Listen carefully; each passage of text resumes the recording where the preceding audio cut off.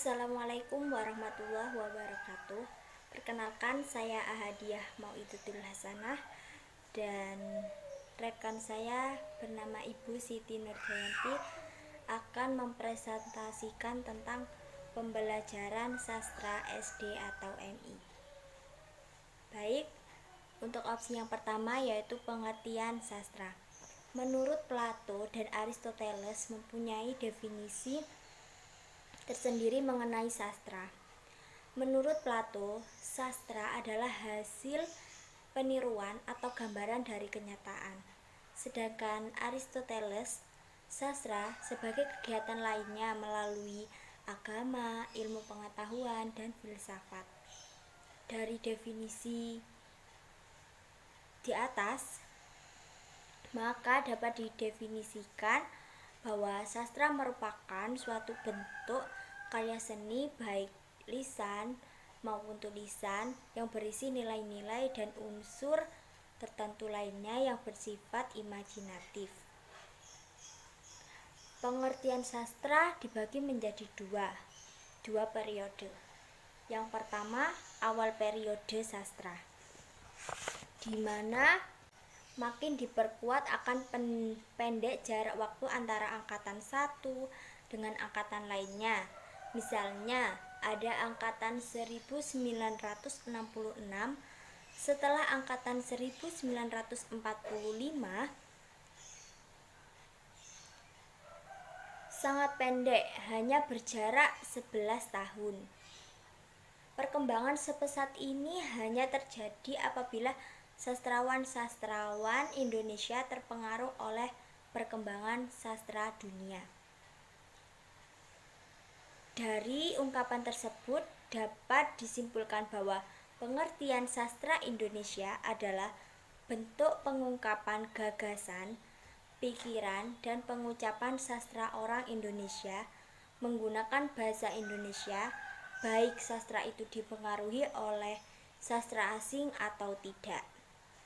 Yang kedua, perkembangan sastra Indonesia. Sejarah perkembangan sastra Indonesia dimulai pada abad ke-20 yang diawali oleh kehadiran karya-karya dari pengarang Balai Pustaka. Adapun karya yang dilahirkan pada periode tersebut itu digolongkan pada sastra Melayu.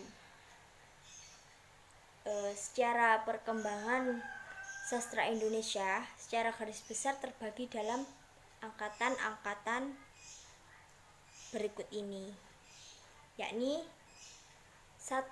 Angkatan Balai Pustaka yang terjadi pada tahun 1920-an. Pada tahun 1908, kolonial Belanda mendirikan Komisi Bacaan Rakyat atau yang bertugas menyediakan bahan-bahan bagi rakyat Indonesia.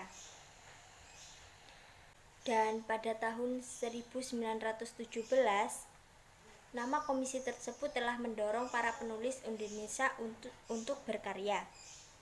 Yang kedua, Angkatan Punjangga Baru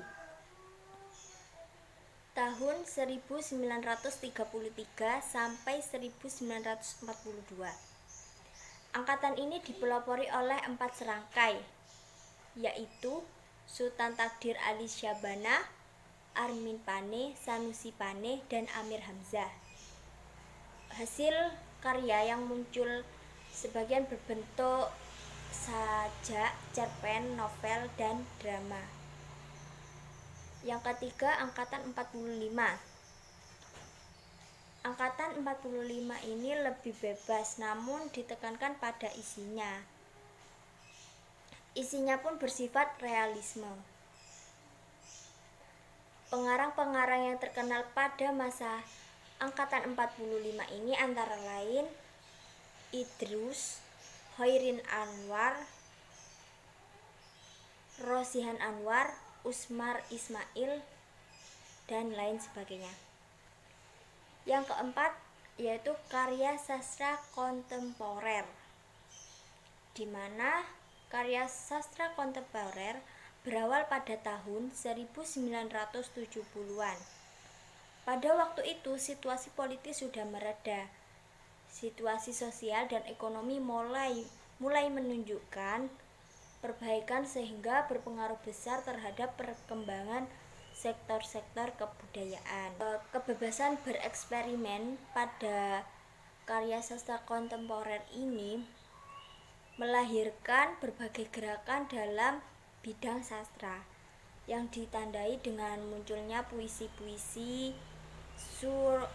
karya Sutarji Kalsun Bahri yang mengutamakan bunyi daripada makna kata. Sehingga sampai saat ini sastra di Indonesia semakin berkembang dengan lahirnya pengarang-pengarang muda dan karyanya.